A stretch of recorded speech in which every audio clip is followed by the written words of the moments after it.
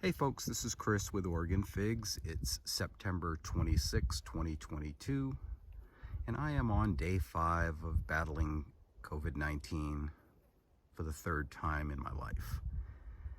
So it's been a challenging few days. This has been the first day where I really feel like I could get out and start doing a few things. So I'm going to go over my trees in my orchard. I have 20 trees in the orchard. 7 went in just this year, so none of those 7 produced figs. So we'll just go through and let you know what produced figs. Now remember, this is a super cold, wet year for us. Our spring was long, cold, and wet. And we're about 3 weeks behind. So any tree that can ripen a main crop fig right now, before the end of the year, means it will do really well in ground in a normal year.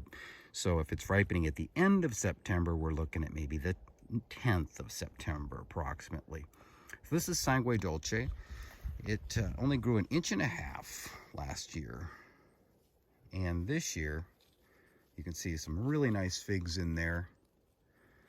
And we'll walk around. It's not a ton of figs, but for a tree that's kind of coming back, it's pretty good. And these are pretty good size too, because Sanguay Dolce is supposed to be a smaller fig. And you can see how big these are. Yeah, these can be picked anytime. So what my wife and I have been doing, because we can't taste them, is I'm picking some figs and we're freezing them individually so we can have them later in the year. Okay, this is one that still hasn't had a fig swell yet. These over here look like they're close. This is Long Diute. And I have been told that this will ripen main crop in ground here, but it might need a normal year to do that. Don't know if we're gonna get any to ripen this year. We're gonna go up to Brown Sugar Crunch. My wife just took 3 or 4 really big figs, bigger than I expected, off of this tree. And they were right up above here in that area. And this has just been a great year for Brown Sugar Crunch. So you know, we're picking towards the end of September, which means in a normal year, early September, we'll be picking these. So we're trying to wait and just pick them as they ripen, so we can individually freeze them. Oh boy, there's one that's, look at how it's bending the stem. It's beautiful. I'd pick one of these and eat it and give you a taste profile, but I'm having a really hard time picking up sweetness levels, you know, and it is what it is. It's been a rough year for growing figs, and for me, it's getting to be a rough year for the harvest as well. Been challenging. Okay. This is one called Honey Plum, and for the 3rd year in a row, it's dropping main crop. They become this color, and then they just, you can kind of just, they just come right off. They're really spongy feeling, and they just weren't going to ripen. So this is the 3rd year in a row. Now I've heard that this fig will ripen main crop, and it does taste like plum with honey, but I don't think a lot of people have ripened it. And I have 2 other buddies here in the area that are growing it, and they're both basically, one has culled it, one is going to cull it because of the same problem, dropping figs.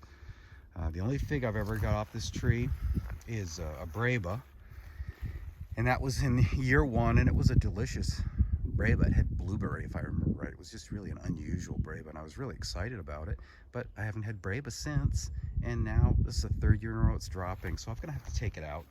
And I won't either sell it or gift it to anyone, because I don't want people to spend 3 years trying to grow something and just be frustrated.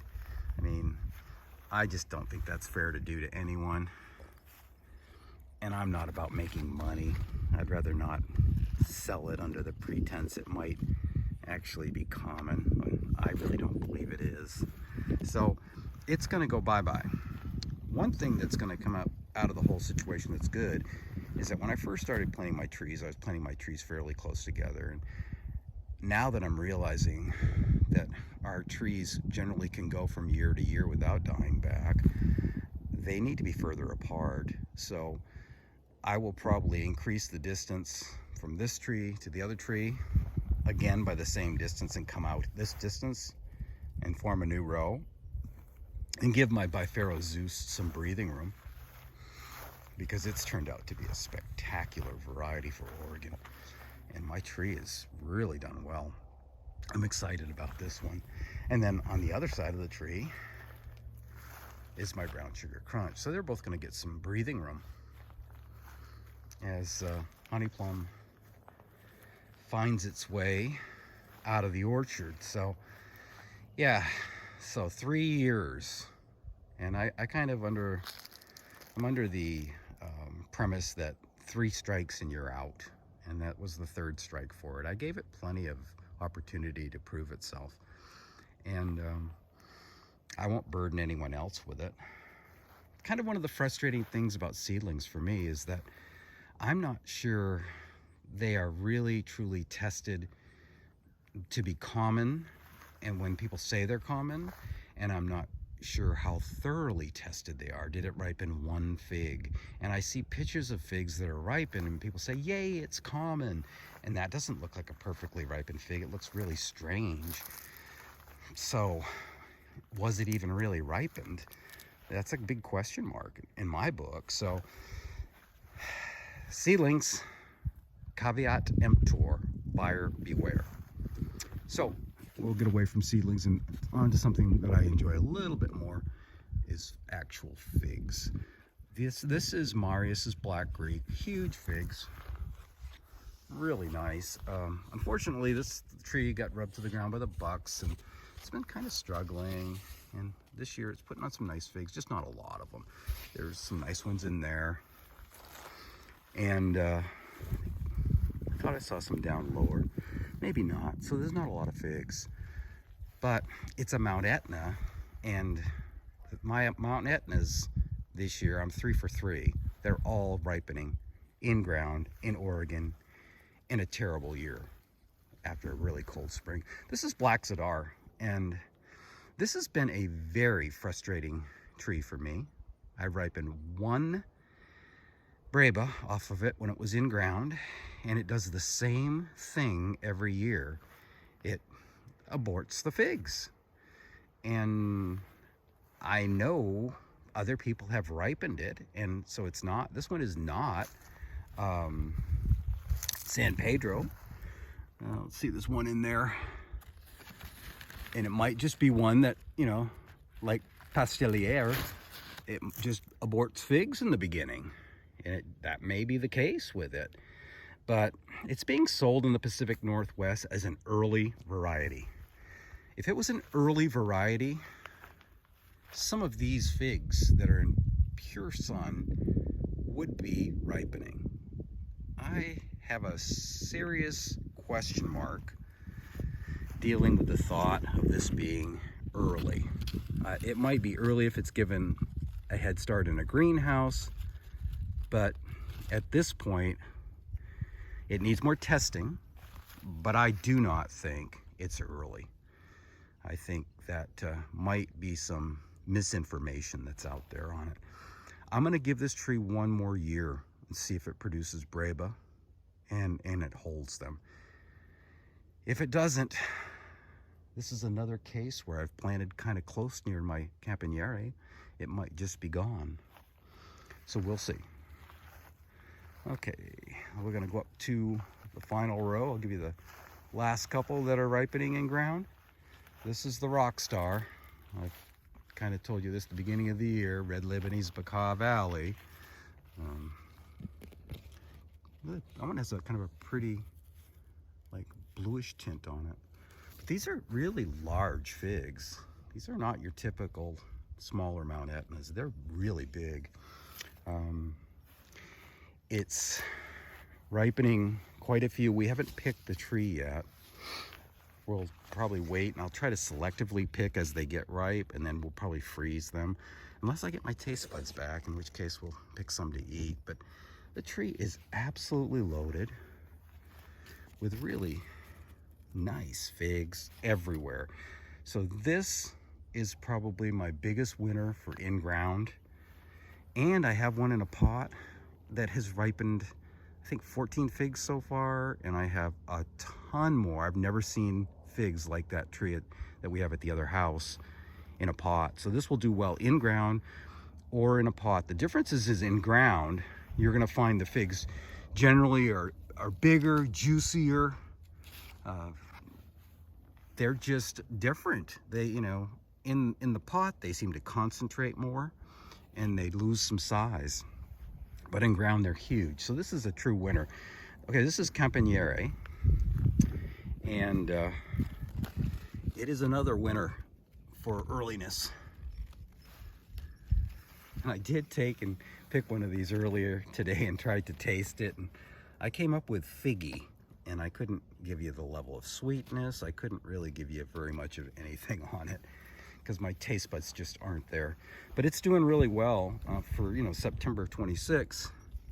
I'm seeing quite a few that are ripening. They're a smaller fig. This one's actually fairly good sized here. And really has a look, I would say, similar to like a Col Noir with that sugar spots on the bottom. This is just a bag of jelly. And if I could taste it, I'd open it up and eat it and tell you what it tasted like. So we're gonna have to hope those taste buds come back here in the next few days. Well, there's some in there. So you can just see it's doing a really good job of ripening its crop. In ground, of course, I think it's gonna be a little bit bigger than in a pot. So it's a winner. So the breakdown, Campagnere is definitely a good candidate for in-ground in Oregon. Red Lebanese Baca Valley is a no-brainer. It's just a fantastic fig. I believe all of the Mount Etnas would be good in ground. There isn't one that would be bad. In Oregon, you'd want to get the bigger ones. You wouldn't want San Miguel Rocho, aka Azores Dark, because it's too small. Even Sanguay Dolce is a small one, but it doesn't seem to be that bad. That's my one small one. But Black Greek, Marius seems to be fine too. So the Mount Etnas look like a no-brainer. Black Cedar needs more testing. I question people saying it's an early fig at this point. Honey Plum, it just has to go bye-bye.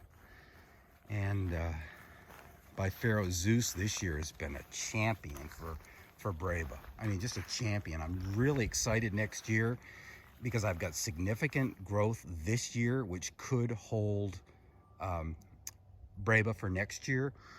It has dropped all of the main crop figs. My Lampier Preta was a tiny little thing, and I didn't even know if I wanted to keep it. Oh yeah, and we do have, see if you can see that, if I can get in on it. We do have cucumber beetles. There was one right there.